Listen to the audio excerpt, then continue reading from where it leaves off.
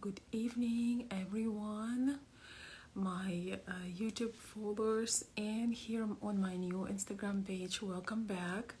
So good to be here again. And today I wanted to continue the conversation that we had a couple days ago. We talked about the somewhat unfairness of education system, of propaganda in schools, and also we talked about teachers. And I listened to my own video, and to some extent it almost sounded to me as if I'm bashing teachers or devaluing their work. And I want to talk a little bit about that, especially that I was married to a teacher. I was connected to that aspect through that perspective, and I would like to share a little bit. I truly believe that you can't really become a teacher if you are not born one. That is something that you either have or you don't. It's a little bit different maybe to be an instructor for very specific subjects, but I think when you're a teacher, and especially when you're teaching in schools, whether it's elementary, middle school, high school, it's almost have to be a calling. It shouldn't be as I mentioned earlier, it shouldn't be oh, I couldn't get anything else, I couldn't qualify for anything else, so I'm going to be teaching. And by no means I'm trying to portray that most teachers are like that. I think it's due to changes in society and due to this woke propaganda in schools. A lot of brilliant people, a lot of teachers that maybe would consider to teach decide not to, also because administrative regulations in schools, they interfere with a certain style that, the teacher, they try to control the teaching style and how things need to be taught, and it's often becoming very impersonal, very robot-like. And those teachers who are truly passionate about their subjects and they want to express they truly want to express their knowledge about deeper than what school is required to. They don't get to do those things. They do not get to do the conversations, the debates, and everything is very controlled. They cannot go beyond what school is wanting them to say. And it's really, I believe that is a very discouraging factor to people who do have a true calling to be a teacher, to be an educator. Now I'm going to speak as a woman that was a wife of a teacher, that had that experience that I saw within. And first of all, the number one thing I've learned, that teaching, at least in what I saw, was less about the numbers and dates and subjects. It was about connection with the student. It was about understanding what is that those kids do not get at home. It was about mentoring, really. So some of you guys know my story, some of you don't. But I was married, and my son's father, unfortunately, he had passed away a few years ago. But he was a very, very passionate, very dedicated teacher. He was teaching world history, social studies in high school. And he also taught alternative ed. There were those kids that they were not accepted. They were not... they had issues learning. A lot of them had problems at home. And, I was thinking to myself, I'm sure that those kind of kids, they definitely pull your nerves. They definitely come with a lot of problems and troubles. But you know, I could never imagine for my husband at the time, being a teacher, ever told them to shut up or F off or anything like that. I want to share a very personal story with you.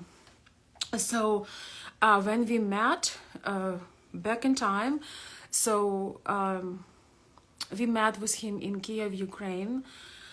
And when he was leaving for United States, you know, it's a process of going back and forth. He asked me for a couple of my pictures. You know, it was just a hint. It was before the Instagram and Snapchats and all of that. So he actually wanted a couple printed pictures of me.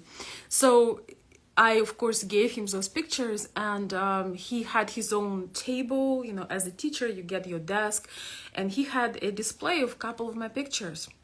And now I will quote what happened. So one of the students, one of the girls in high school, she came to his desk and she saw the pictures. And this is what she said. She asked, well, who is this? And he said, well, it's my fiance. And she said, it's your fiance? Other words, there is no ways that anyone like you could get a woman that looked like this, which is extremely rude and disrespectful. And then she said, oh wow, I would like to have sex with her. She said a different word, but I'm trying to control amount of cussing on my video so you can understand. Imagine that situation, how insane that is.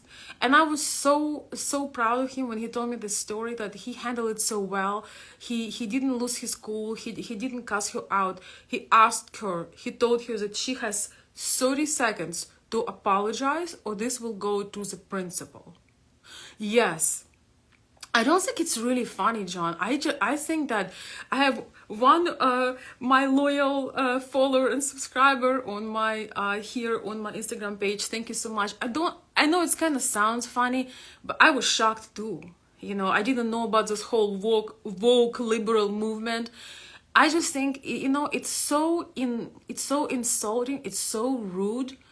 When somebody talk about your family members or somebody you are in a relationship with, and as a man, I can only imagine the feelings inside of him, that he probably wanted to get up and get something, a book on the table, and smack her head or something with that. I think it's absolutely disgusting, and it crosses all the boundaries. But guess what? He still did not tell her to shut up. He still didn't cuss her out because he was a professional.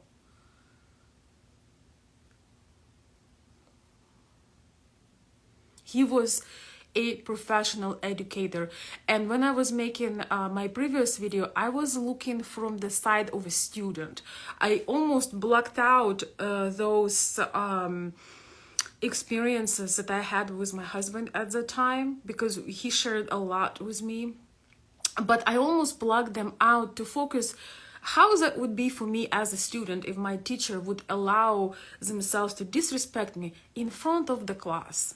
And especially a student, you know, who have kids are all different. Some are more sensitive than others, but you know, you have your pride, you have your dignity, and just mock you like that, it's a major humiliation in front of the classroom, especially when you are a leader.